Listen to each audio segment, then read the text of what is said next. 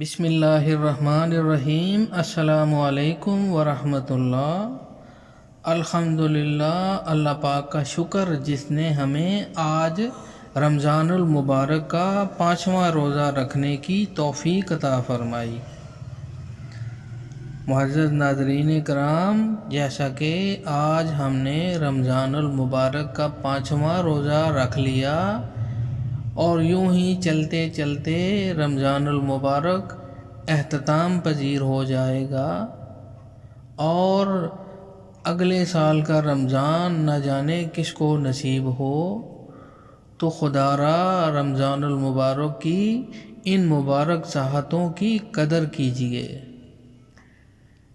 سحری کے وقت حکم ربی سے جاگنا تو ہے، کیوں نہ تھوڑا سا وقت نکال کے نماز تہجد کا اہتمام کریں اور اپنے سارے مسائل اللہ کے سامنے، اللہ کے حضور رکھ دیں،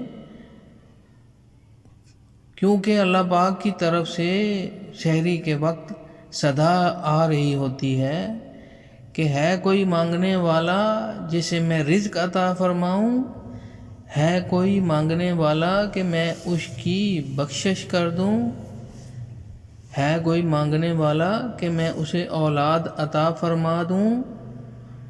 دینے والا اللہ ہی ہے۔ اللہ کے حضور اپنے سارے مرض رکھ دیں، سارے قرض رکھ دیں، اپنی ساری پریشانیاں اللہ کے حضور رکھ دیں اور خوب گڑ گڑا کر اللہ پاک سے قبولیت کے یقین کے ساتھ دعا مانگیں۔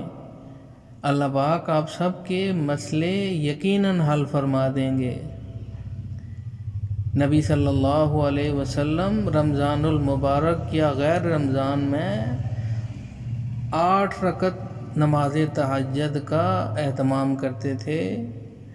آپ کم و زیادہ بھی پڑھ سکتے ہیں، 8 کی پابندی نہیں، تاہم نبی صلی اللہ علیہ وسلم 8 رکعت پڑھتے تھے۔ اس کے بعد اللہ پاک کے حضور دعا کریں، یہ قبولیت کی گھڑی ہوتی ہے اور آپ کی دعا یقیناً قبول ہوتی ہے۔ اور اوپر سے رمضان المبارک کی ایک ساعت جس میں نیکیاں دگنی چگنی کر دی جاتی ہیں اور آپ کے نوافل آپ کے فرض کے برابر، آپ کے فرض 70 فرض کے برابر، اور آپ جب قرآن پاک کی تلاوت کرتے ہیں تو ایک حرف پہ الف لام میم پڑھنے پہ، الف لام میم میں نہیں کہتا کہ یہ ایک حرف ہے، اس میں الف ایک حرف ہے، لام ایک حرف ہے اور میم ایک حرف ہے۔ اے اللہ، ہمیں ان بابرکت ساعتوں کی قدر کرنے کی توفیق عطا فرما۔ اے اللہ، ہمارے وہ گناہ معاف فرما جن کی وجہ سے ہماری دعائیں قبول نہیں ہو رہی۔ اے اللہ، ہم توبہ و استغفار کرتے ہیں، استغفر اللہ ربی من کل ذنب و اتوب الیہ۔ اے اللہ، ہمیں معاف کر دے ہمارے صغیرہ کبیرہ گناہ جو ہم نے جان بوجھ کر کیے یا ہم سے ہو گئے، ہم سب کی معافی مانگتے ہیں، ہمیں معاف فرما دے۔ اے اللہ، جن جن کے قرض ادا کرنے والے ہیں، اے اللہ تو نیک ثواب فرما۔ اے اللہ، بے اولادوں کو اولاد عطا فرما، قرض اور مرض سے سب کی حفاظت فرما۔ اے اللہ، دن بھر کے سارے کاموں میں آسانی فرما۔ اے اللہ، جن جن کی اولاد ہے، اے اللہ ان کو فرما بردار بنا۔ اے اللہ، ہماری دعا قبول فرما۔ اے اللہ، ہمیں اپنے والدین کا فرما بردار بنا۔ اے اللہ، جن کے والدین اس دنیا فانی سے جا چکے ہیں، ان کی کامل بخشش فرما۔ اے اللہ، ہمیں روحانی و جسمانی تمام بیماریوں سے شفا یاب فرما۔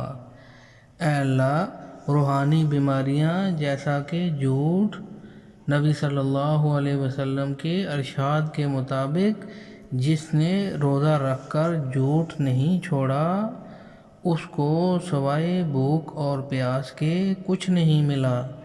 اے اللہ ہماری حفاظت فرما۔ اے اللہ چغلی، حسد، کینہ، بغض، یہ ساری روزے کو ضائع کرنے والی بیماریاں، اے اللہ ہمیں ان سے محفوظ رکھ۔ اے اللہ ہماری حفاظت فرما اور ہمیں اچھی طرح روزہ رکھنے کی توفیق عطا فرما۔ آمین یا رب العالمین۔ السلام علیکم ورحمۃ اللہ۔